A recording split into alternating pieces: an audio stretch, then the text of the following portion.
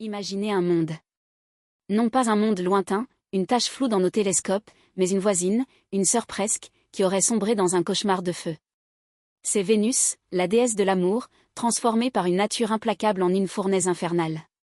Une planète qui, il y a des éons, aurait pu abriter des océans, et qui aujourd'hui, étouffe sous une atmosphère si dense qu'elle broierait un sous-marin, avec une pression équivalente à celle que l'on trouve à plus de 900 mètres sous les flots terrestres. Un lieu où il pleut de l'acide sulfurique, mais où ces pluies n'atteignent jamais le sol, s'évaporant bien avant dans l'incandescence, et où la température moyenne dépasse les 460 degrés Celsius, suffisant pour faire fondre le plomb. C'est l'ombre d'une seconde Terre, un miroir déformé et terrifiant de ce que notre propre monde pourrait devenir.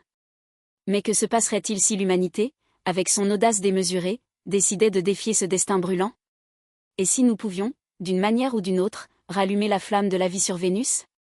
Notre voyage vers l'impossible commence par un concept d'une envergure vertigineuse, un écran solaire orbital. Un bouclier gigantesque, tissé dans le vide, qui se tiendrait comme un gardien silencieux entre Vénus et son soleil ardent. L'idée est simple dans son principe, mais titanesque dans sa réalisation, bloquer une part significative du rayonnement solaire avant qu'il n'atteigne l'épaisse atmosphère vénusienne. Non pas un simple parasol, mais une véritable toile cosmique, pensée pour intercepter au moins 90% des rayons impitoyables du Soleil. Son emplacement serait crucial, le point de Lagrange L1, un balai gravitationnel où les forces d'attraction du Soleil et de Vénus s'équilibrent, permettant à un objet de rester en position relative sans dépenser trop d'énergie. C'est une balise invisible, un havre de stabilité dans l'océan mouvant de l'espace. Imaginez la taille de cet ouvrage. Des millions de kilomètres carrés. Pour vous donner une idée sensorielle, c'est comme déployer une voile spatiale qui couvrirait plusieurs fois la surface de la France, ou l'équivalent de l'Inde tout entière, flottant là, à des millions de kilomètres de nous, à la pointe de notre technologie et de notre ambition. Un tel écran ne pourrait être fait de matériaux ordinaires. Il faudrait des films ultra fins, incroyablement résistants et légers, capables de résister aux vents solaires, aux micrométéorites, aux fluctuations de température extrêmes entre l'ombre et la lumière. Le graphène est l'un des candidats les plus prometteurs, un feuillet d'atomes de carbone d'une épaisseur infime, 1000 fois plus léger que le papier, mais 200 fois plus résistant que l'acier. Une matière quasi transparente à l'œil nu, mais opaque aux rayons UV nocifs. Le déploiement d'une telle structure serait une épopée. Pensez à des milliers de missions spatiales, des usines robotisées en orbite, assemblant pièce par pièce cette cathédrale d'ombre.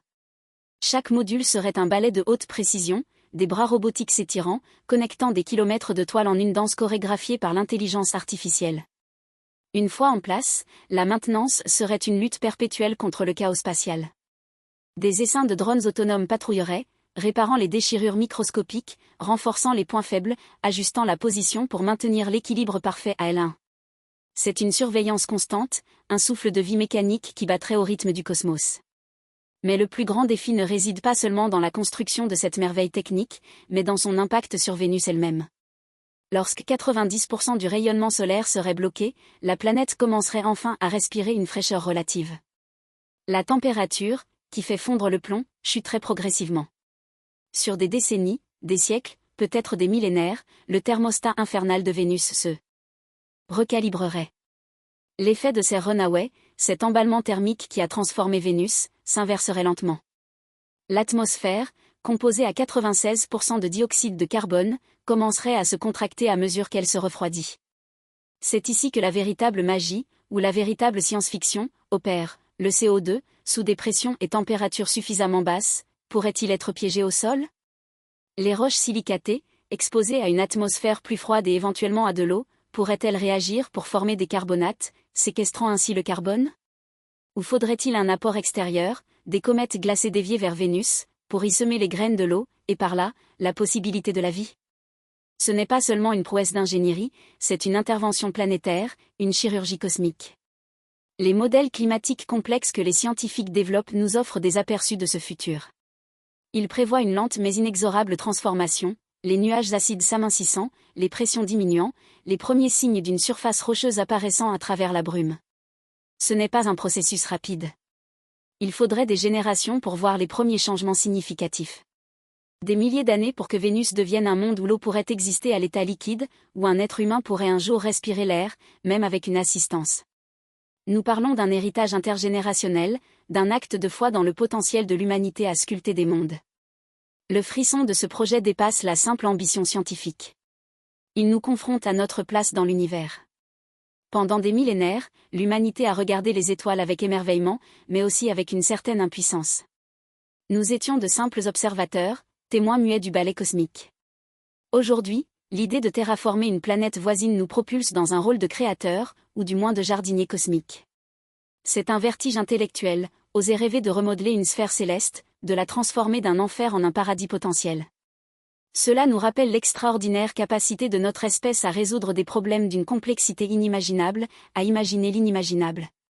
C'est le même esprit qui a poussé nos ancêtres à quitter les grottes, à traverser les océans, à poser le pied sur la Lune. C'est la promesse d'une nouvelle ère, où les frontières de notre habitat ne sont plus limitées à une seule planète, mais où l'espace lui-même devient notre jardin. Alors que nous contemplons Vénus, cette jumelle perdue, transformée par un destin tragique, nous ne voyons pas seulement un objet céleste, mais un miroir. Un miroir de notre propre fragilité planétaire, de notre responsabilité envers notre Terre. Mais aussi un miroir de notre audace, de notre ingéniosité, de notre inextinguible désir de comprendre et de façonner l'univers qui nous entoure. L'ombre d'une seconde Terre n'est plus seulement une question scientifique, c'est une question philosophique sur l'avenir de notre espèce. Vénus nous appelle, non pas comme un rappel sombre de ce qui pourrait être, mais comme une toile vierge pour le chef-d'œuvre le plus audacieux de l'humanité. L'univers est un livre ouvert, et chaque étoile, chaque planète est une page qui n'attend que d'être lue, explorée, et peut-être même réécrite. Rejoignez-nous dans cette quête sans fin, abonnez-vous pour continuer ce voyage, ce murmure d'éternité que nous partageons sous le grand dôme des étoiles.